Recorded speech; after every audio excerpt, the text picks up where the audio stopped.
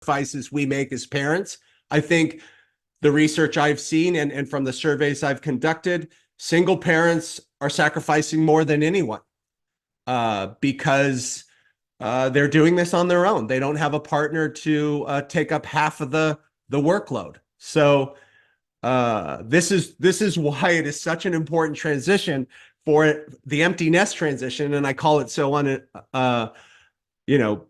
unrated or underrated stage of someone's life because it's a big deal, and it's a time when I think single parents and a couple should look at their life and try and reposition what they want to do moving forward. Welcome to Single Parent Success Stories, a podcast designed to inspire single parents. Here you'll find resources from self-care to finances to parenting and everything in between. Discover what it takes to thrive. Let the stories inspire you to what is possible.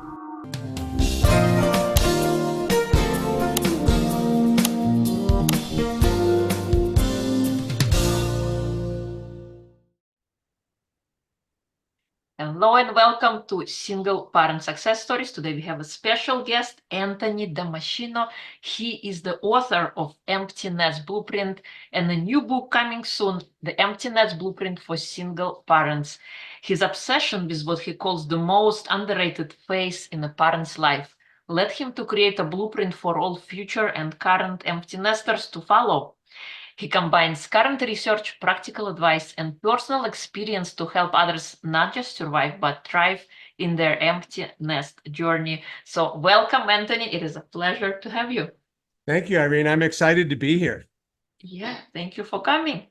So please share in your own words, who is Anthony? Yeah. Well, Anthony is I guess, first and foremost, a father of three. Unlike many of your other guests, I am married and have been for close to 30 years this summer. I used to work in HR and kind of got a little burnt out and decided to take some time. And as I was taking that time, and even before I was taking that time, the empty nest cycle started hitting me. My children were leaving for school, and I took the opportunity to kind of dive in and figure out what this stage in life is all about.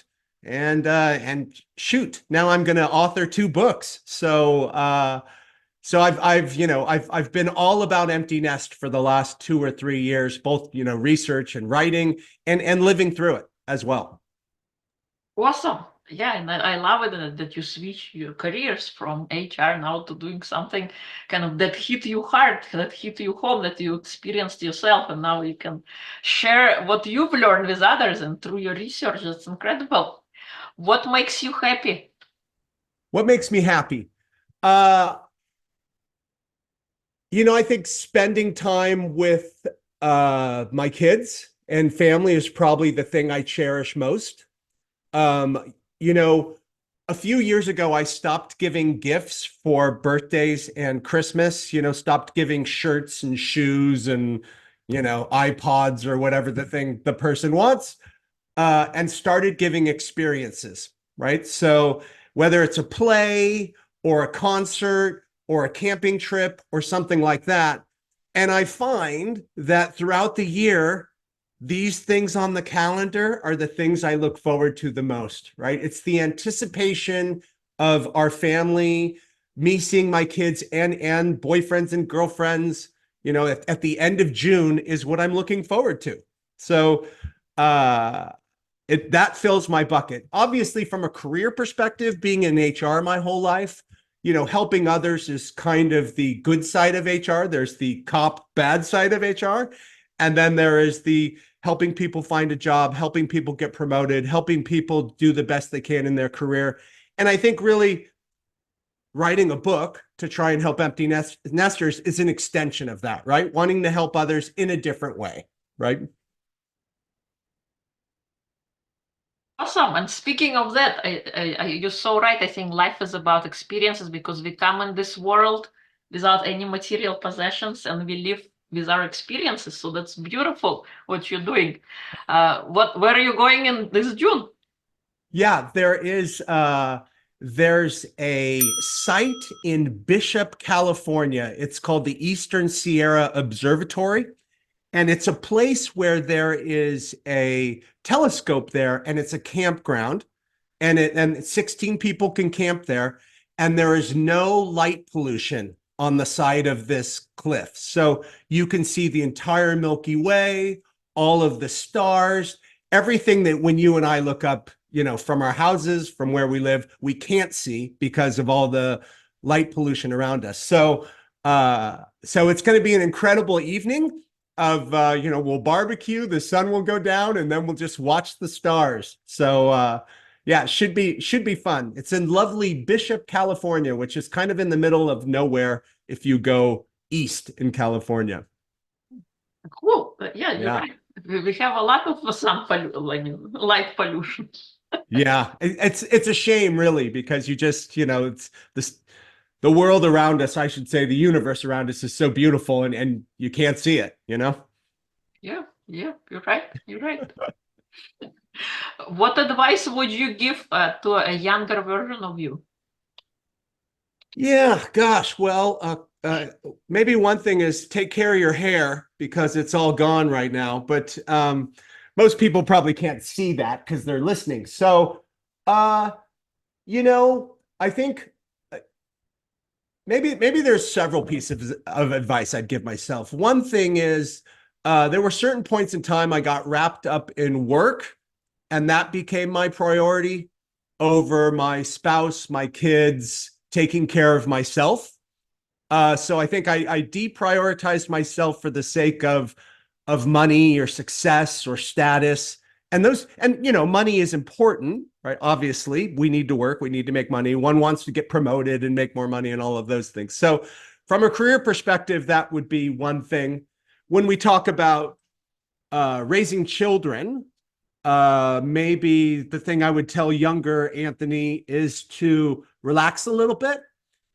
Try not to be so controlling, worried about grades, worried about what might happen, worried about them getting into trouble or dangerous situations.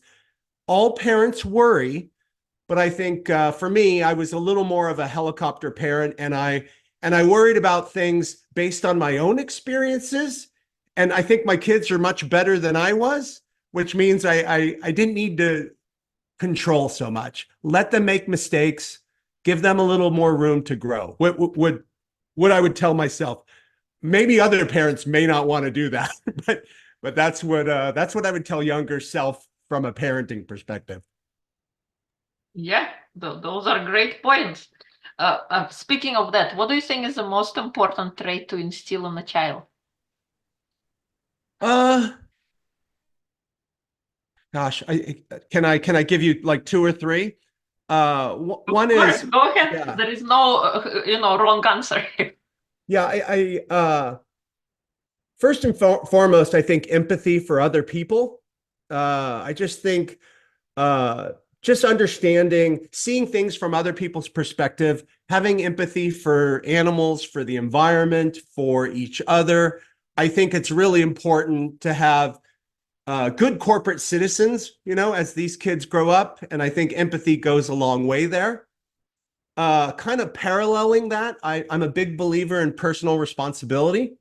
So, if you make a mistake, you own up to it. And if you need to apologize, apologize. And I think having personal responsibility makes kids and adults much stronger, more relatable. Just better people. And when you see people open themselves up and apologize or say, "Gosh, I misspoke," or whatever that is, it just shows that person is a little bit more evolved. So I'd give them advice, have a great life and have fun and experience things. But I think empathy and personal responsibility are important. You're totally right. I love the empathy. I think because how we relate to others and have the ability to feel in the person's shoes, and personal responsibility, I think, is so important, especially when we deal with failures or setbacks in life. We often so quick to judge others or to point fingers, oh, this happened because of you and you and you, instead of like, Yeah, what did I like? What did I do? Maybe there's absolutely. a lesson here, and it's, I think it's so powerful and could be detrimental, like when you don't have that part. So totally agree with you. That's incredible. In Not to your be not personal, Yeah, sorry, not to be so esoteric, but Irina, you and I spend our entire lives in our own heads, right? yeah, I mean, yeah. we are each the center of our own universes. And we're dealing with thoughts, we're battling negative emotions, we're channeling good emotions, we're doing all of those things. And the more can become self-aware of other people and other people's feelings, and it's not just all about you and everything that's going on in your head. Again, I just think it just creates a better space for the people around you, and it makes you a better person, and people recognize that in you. Totally. In your personal journey, how did you switch from HR to doing the empty nesters? Like, what drove? What were the key points in your journey? Yeah. When my son left for college, uh I he yeah, so he's off starting his freshman year. Uh I have a daughter who is going to be a junior or a junior in high school at that point, and a daughter who is a freshman in high school. And I don't want to say there were cracks in my marriage, but there were situations where I started realizing that I had deprioritized my spouse. I was, as I said earlier, focused on work. I started to realize that as my children are leaving, I've missed some opportunities to potentially try and engage with them, have the relationships I want with them. The same held true for my wife. I realized that I was taking advantage, or not taking advantage, but just stuck in a routine. And so these realizations, along with so what I did is I tried to find some answers. And there is no girlfriend's guide to pregnancy for empty nesters. There is no what to expect when you're expecting for empty nesters. And so I started looking into it. And what I saw is a lot of divorces happening. And a stat I like to tell people is in 1990, 1 in 10 divorces were people over 50 years old. In 2010, divorces for people over 50 years old were 1 in 5, so it doubled. And today, in 2022 and 2023, the last 2 years, 1 in 3 divorces in the United States are people 50 years or older. So something is happening today that wasn't happening 20, 30 years ago. And I'm all for divorce if people need to move on and they can make a better space and find the person that's right for them, whatever. But I think there's something happening at our age and I'll say from 44 to 60 years old. There's something happening in that empty nester's life, which caused them to uh, find themselves in these situations. And I can go through some of those major things if you want to that's happening. Um, Please a go lot of ahead. us are stuck in the sandwich generation. So we are taking care of our parents who are elderly and need more assistance, and we're taking care of our kids. We are potentially dealing with things such as women are dealing with menopause. Uh, People are plateauing in their career. There is financial pressure about retirement. Most empty nesters still have a mortgage. There's concern about health. Once you start getting 45, 50 years old, you're concerned about your spouse's health, your own health, your parents' health. So all of these things, retirement, health concerns, job plateau, midlife crisis, they're all happening to us at this exact time when our children are leaving the nest.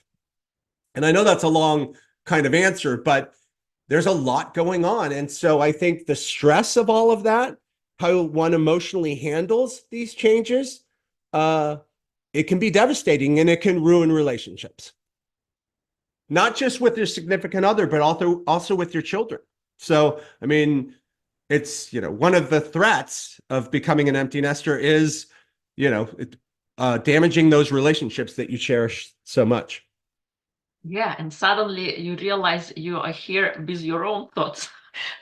And you gotta, when everything, I'm not gonna call it distractions, but pulls on your attention goes away, you suddenly you're suddenly Exactly. faced with a kind of, like you said, maybe midlife crisis, because you were one kind of person and you had worn so many masks throughout your life. You were one person that you showed to your career self, and another person you showed to your spouse, and then yet another person that you are with friends or with kids. And so now you gotta remove all those masks and come kind of true face to face with yourself. It's And true. do you like where you are? Do you like where you have arrived? Or there are changes that need to be made to address all those things that you have mentioned as well?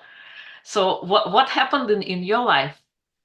Yeah. So when Everest left and I kind of had that realization and I started doing research, and again, the research didn't look that good, as I just explained.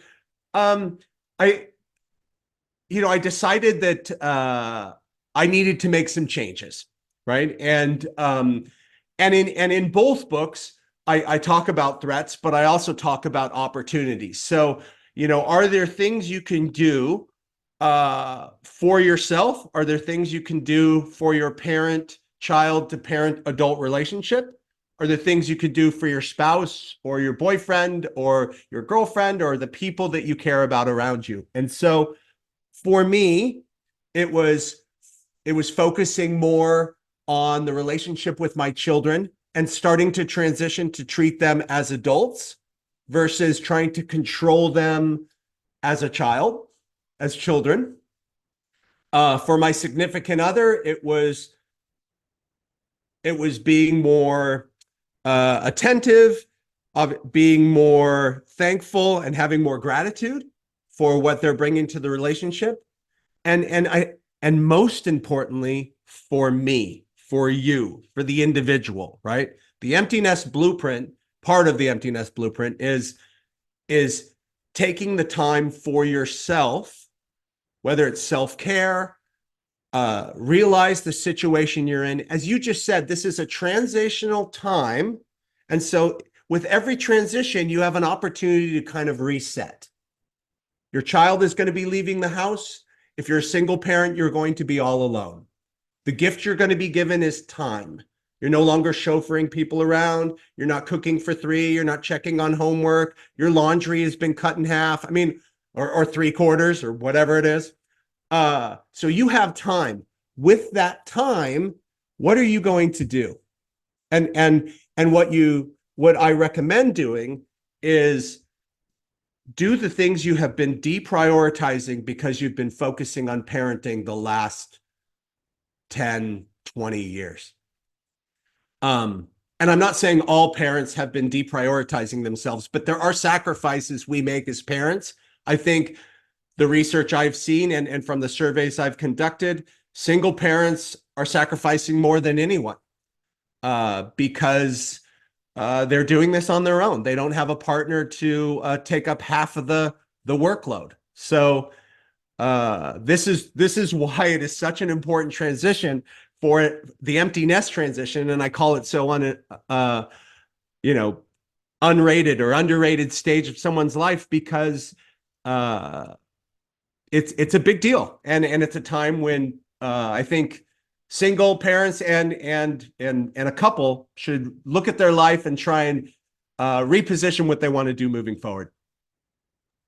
Totally. You bring very important points. And speaking of that, what have you decided to do with your life now that you're at this stage? Well, other than writing books, yeah, so some changes. I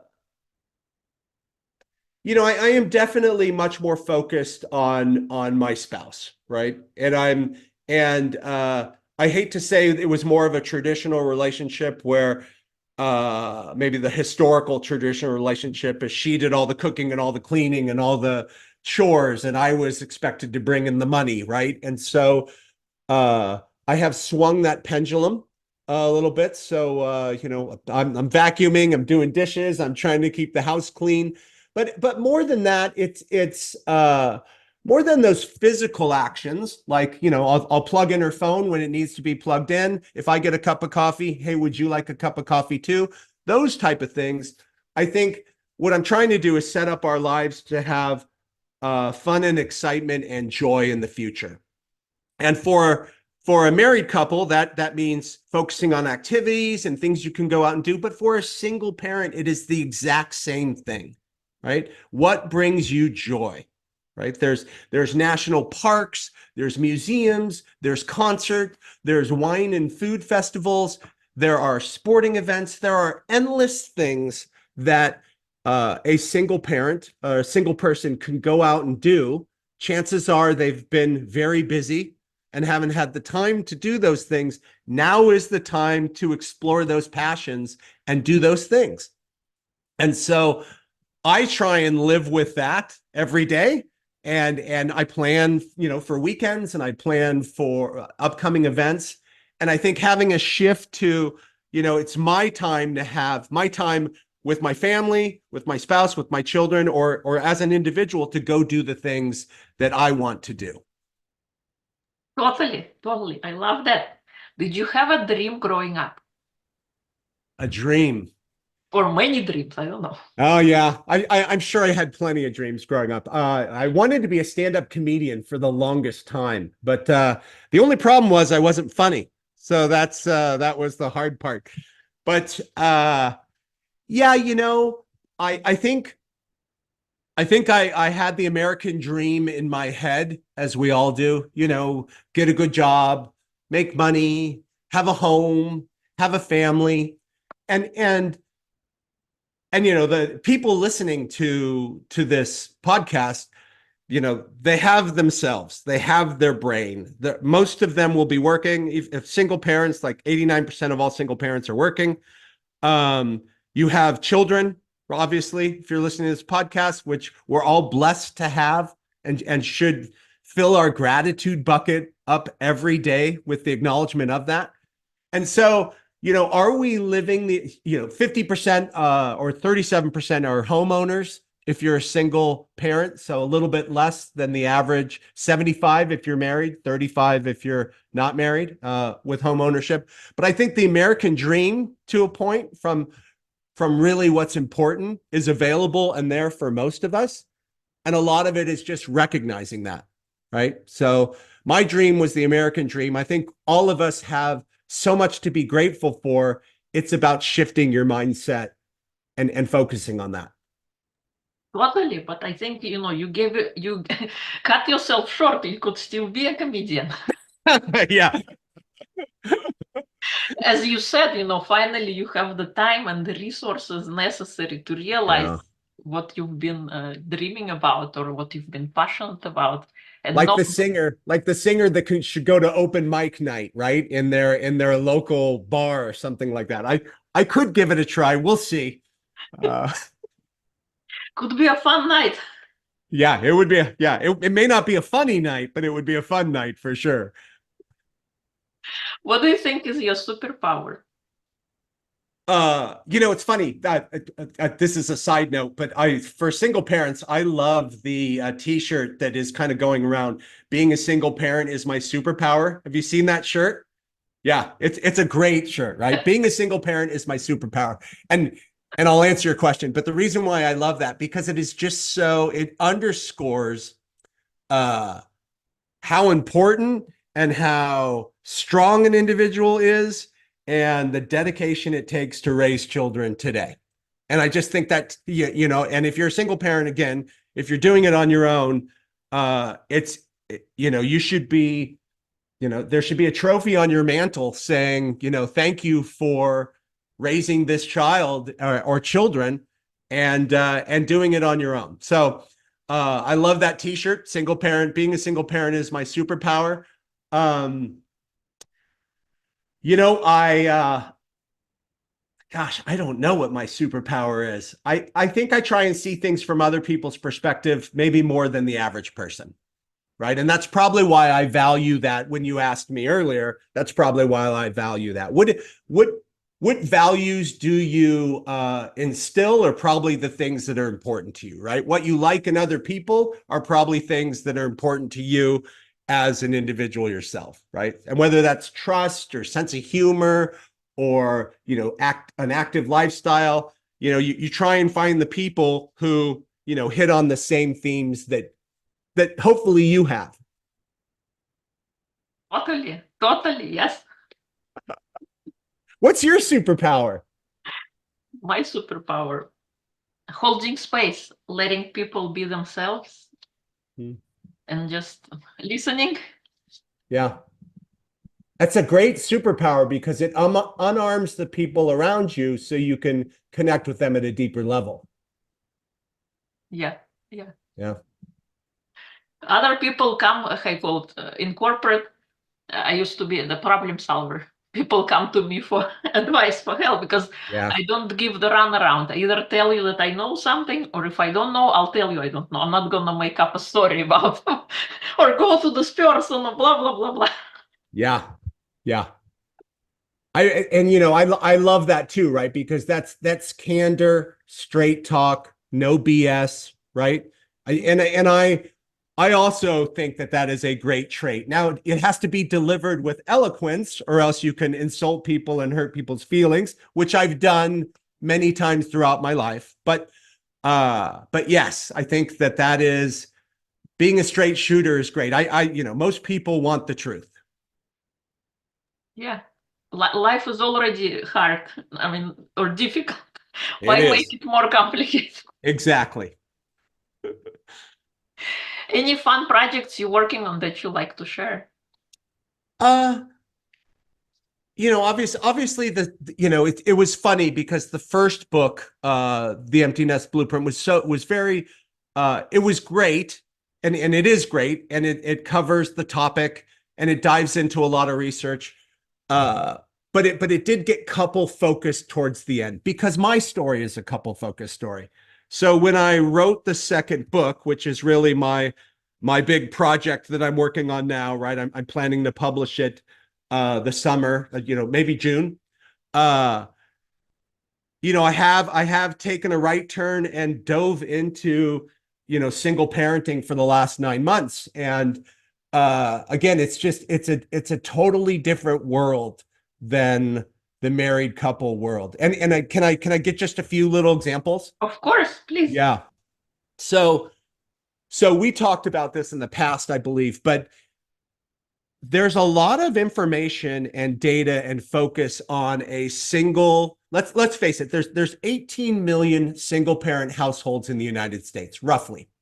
15 million of those households are women. Women man those households. So men have taken 3 million, the women have taken 15 million of those households. So basically, when you talk about a single parent, you are talking about a woman. And you're talking about a woman who's 48 years old, and on average, she's taking care of her parents and she's taking care of her kids at the same time. So, okay, so that's the dynamic. Now,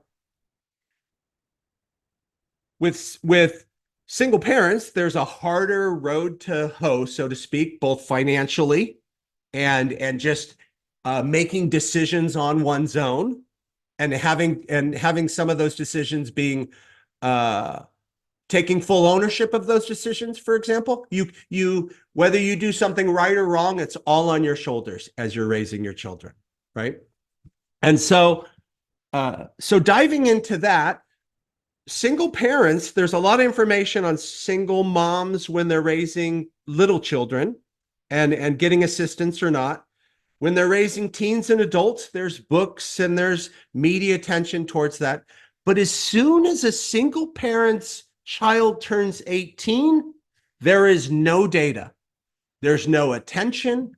There's no aid. There's no help. There's you're still a single parent. You're still parenting for the rest of your life by yourself. But as soon as your child is an adult in the United States, becomes 18 years old, you disappear. And so 15 million women and 18 million men kind of every year are transitioning into this phase where they're just considered now a single person, right? So people who have chose to be single for the rest of their life, they're kind of grouped into this category. So there's not a lot of studies about them. There's not a lot of aid. There's not a lot of support. You just kind of drop off the cliff because you're no longer considered an active parent. And so it was fascinating because I was trying to find more information on depression and dealing with mental health and finances and trying to build a profile like I did prior for couples, which there's a lot of information out there for couples all the way up until they're 65, 70, 80 years old.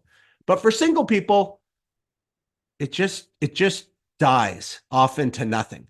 And so I just think that's another example of it being harder to be a single person because the focus is you're not forgotten about, but there's not even a lot of data or research going into the segment of the population, which is sad, really. And so for me, one of the things I liked is going in there and trying to find the data, right? And I launched a survey and I've gotten a lot of feedback. I have over 50 plus participants and they are giving me a lot of feedback on what their biggest concerns are and what their recommendations are for other single parents.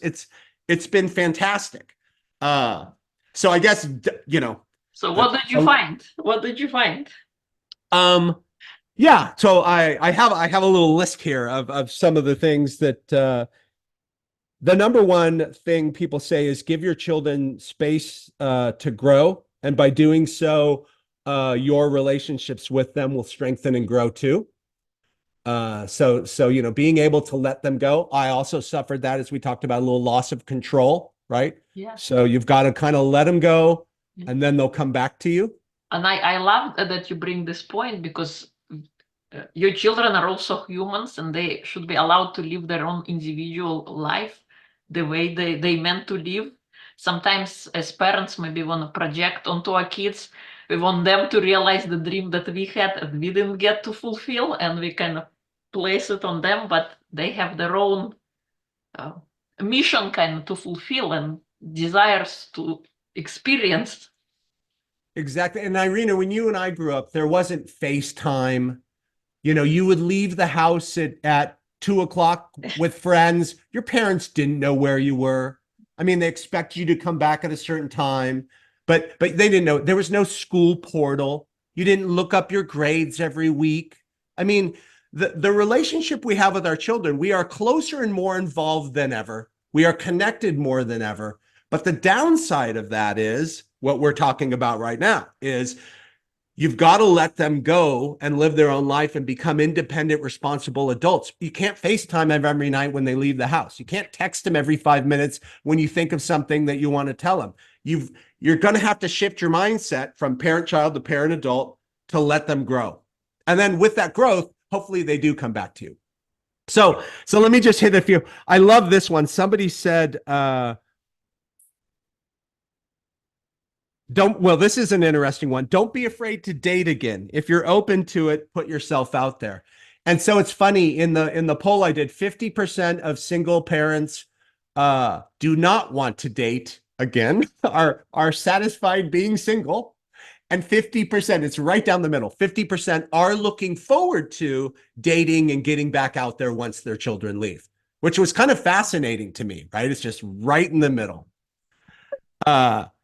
This one's good. Try to remember that when a plane loses pressure, you should put your oxygen mask on first. So, I mean, what a great piece of advice that is, right? So that is, as we've talked about, you've got to take care of yourself. You're not going to be the parent you want to be for your children if you're depressed and lonely and sad. And it's not to say you can't be all of those things and experience those things, but you've got to take care of your physical health. You've got to focus on your mental health. You've got to build relationships. I mean, these are some of the opportunities that a single parent has, but these are the things you need to do so you can be your best self, so you can be your best self for your children as well. Not just for yourself, but also for your children, right?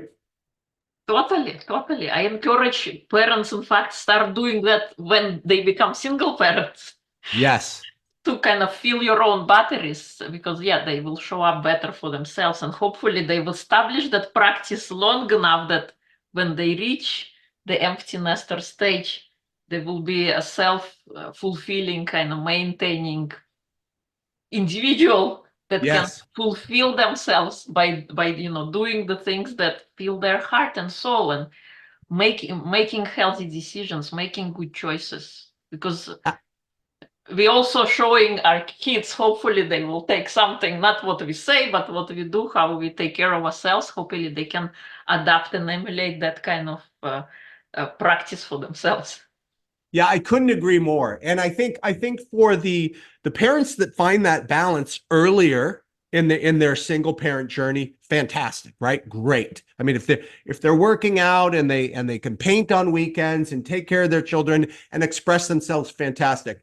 I think, we've all lived on this planet with ourselves and we always make up excuses why we can't do things. Why can't I lose 5 more pounds? Why can't I do X, Y, and Z? And usually the thing is I just don't have time, right? And is one of the major things. And of course, when you become a single empty nester or even a couple who's empty nesting, you will have more time. That time you dedicated to your child becomes your time. And so what are you going to do with that time? Right? And so again, I think it's great. Encourage them all the way through to find themselves. But if you're not, and you've always had this excuse, now's the time where you have time. So put the excuse aside and focus on what you want the rest of your life to be and go after being that person. Totally, totally. Couldn't agree more with you. In your personal journey, when you were contemplating kind of what to do with leaving HR and thinking what to do next, was there any book that you read that kind of inspired you or encouraged you to seek different planes, to seek different Yeah. lectures? My favorite self-help book is Jim Rohn's book, Five Key Pieces to Life, I think it is. And Jim Rohn is, he's a self-help guru who kind of started this whole thing. I think he worked with Dale Carnegie early in his career, or, so he's one of, I think, the original founders of self-help. But the book is really small, it's light, but it kind of walks you through a little bit about what's important in life. And he has some, take personal responsibility. He has some messages in there that I think are good for all people to read. So that I think was probably my first self-help book that I fell in love with. I, for a while and periodically, I picked up a book by Hal Elrod. It's called The Miracle Morning. And there's a few other books like that. It's essentially get up early in the morning and knock out meditation, exercise, journaling, reading, and a few other things. And so by 7 a.m., if you wake up at 5 or even 6 in an hour, you can get all of these things out of the way. And then that superpower you feel all day because you have already journaled, exercised, meditated, focused, had some moments of gratitude. It is a very good practice, I would say. And so that helped me kind of ground myself a little bit into what's important. And all, I may not do that every day, but the gratitude piece that I learned through that practice has stuck with me. Yes, I love that. The miracle morning. Yesterday I woke up 4:30 a.m. and I did all those things and it was incredible. Today, unfortunately, I overslept, but I did a micro routine. So when you don't have a full hour, you can still do the same things, but do maybe 5 minutes of each. Absolutely. But it's kind of because for a mind, the more you do it, it's better to do something than to do nothing at all. Right. And you're more apt to blow off 45 minutes of something than 5 minutes of something. We all have 5 minutes to Yeah. quickly do a gratitude thing or journal or read or meditate, right? Or do a Totally. few push-ups or whatever that is. Yes, yes. What else can you share about your book? So in the book you share this amazing advice, for what single parents must do when they reach the empty nesting stage. Is there anything else? If you had to summarize it in one sentence, what would you say? Oh gosh, you know me too well to know there's no such thing as summarizing anything in one sentence. Okay, Uh, 3 bullet points. yeah, I think the uh, the book really goes through a journey.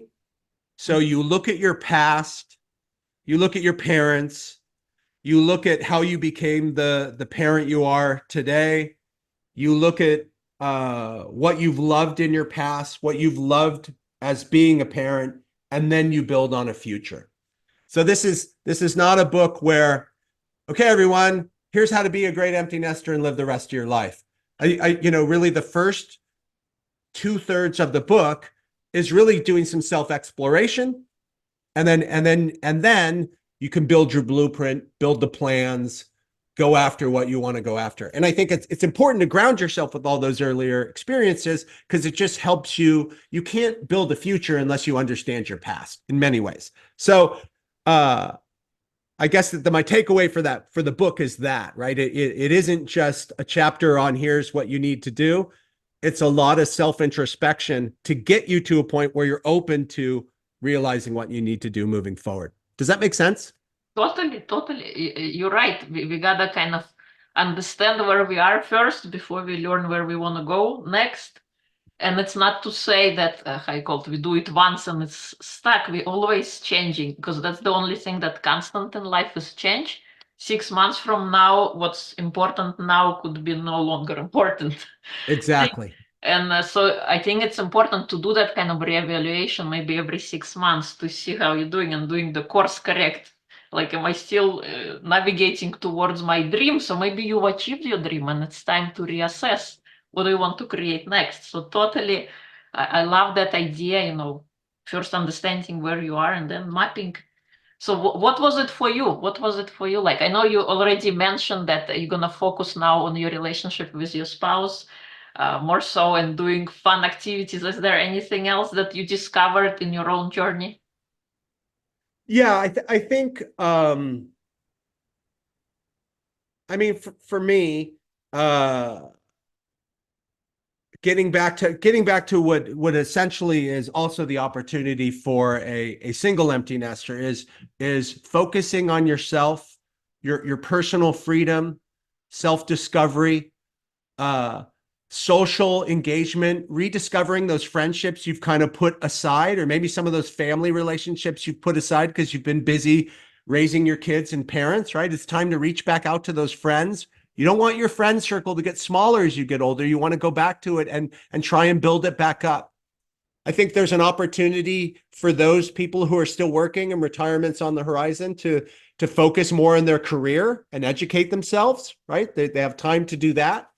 Self-care was an important thing for me, just trying to be a little more healthy, because, but I don't know whether you gain weight every year you're raising children, but it seemed like I did.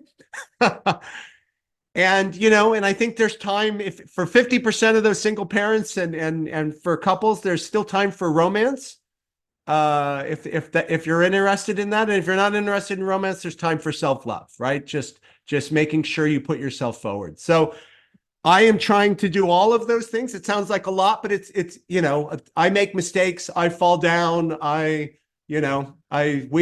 nobody's perfect, but I think with the right perspective, as you believe in, right, with the right mindset, and you keep reminding yourself and you course correct, as you just said, I think you can get there. I think we can all get there, regardless of our circumstances. And no matter how bad the circumstances are, whether we're losing a parent or taking care of someone who's ill, or, there's still things to be grateful for. Totally. In any situation, in the midst of despair, we can always find things that are working and direct our attention on that, send your energy that way. instead of focusing on the things we don't have or the things that are broken. Because I mean, this podcast, right? You could be grateful for this podcast. I mean, you're helping other people. You're helping single parents. You're sharing success stories. You're sharing people's journey. I mean, that is in itself helping people. I wrote a book. I wrote 2 books, and my hope is to help people through that. I think, you know, more of that, right? Put more of that into your life. Helping other people, it'll come back to you if you can. Yeah, totally. Couldn't agree more. Is there anything I haven't asked that you would like to share? I think we've covered it. I do want to say, in the book, there's opportunities, there's threats, emptiness syndrome. The SWOT analysis? Yeah, it is. It's kind of a SWOT analysis. So emptiness syndrome, and then there's emptiness syndrome solutions. At the end of the day, you work on your blueprint. You come up with 3 plans: a plan for you, a plan for your child that is your plan. You don't give it to your child. It's your plan for your child. And then there's something called an allo parent, which is if there's anybody else that's in the relationship, whether it is a grandparent or an uncle or a roommate that has been also helping you raise your child, that third person that might be helping you raise your child, we hear that a lot. There's a plan for that person as well, who will also go through their own emptiness journey if they are, whether it's your parent or a roommate or whatever, if they've been an active part of your child's life, right? So you end it with those 3 plans, kind of, again, building your future focus with that. So I'll stop talking about the book, but I just wanted to hit it on that point. That's kind of the coup de grace of the ending. Yeah, that's awesome. In fact, where can people find your book? Is it on Amazon? Yeah, so The Empty Nest Blueprint, more couple oriented, is on Amazon and Barnes and Noble, and just out there wherever books are sold. The Empty Nest Blueprint for single parents will be coming out in June, and it'll be on Amazon and everywhere else, hopefully. And if people want to reach out to me, it's anthonydamaschino.com. Or just search The Empty Nest Blueprint and you'll kind of find me. I'm on Facebook and not on TikTok, but I'm on Facebook and I'm on Instagram and I'm on a little bit on YouTube. I'm a little bit on TikTok thanks to my daughter, but it's awesome. So like you, I'm out there. You're omnipresent. Yeah, omnipresent. I only wish. Well, it has been awesome to have you. Thank you so much for shedding the light on single parent empty nesters. I think it's a topic nobody actually talks about. Just like you said, there is not enough research, not enough data. Thank you for bringing that piece of advice and help for people who are in that age range who need that advice. So thank you. Thank you, Irina. And you know, yours is coming. Your empty nest journey's coming. Yes. You have a lot of time to get ready, though. Lucky you.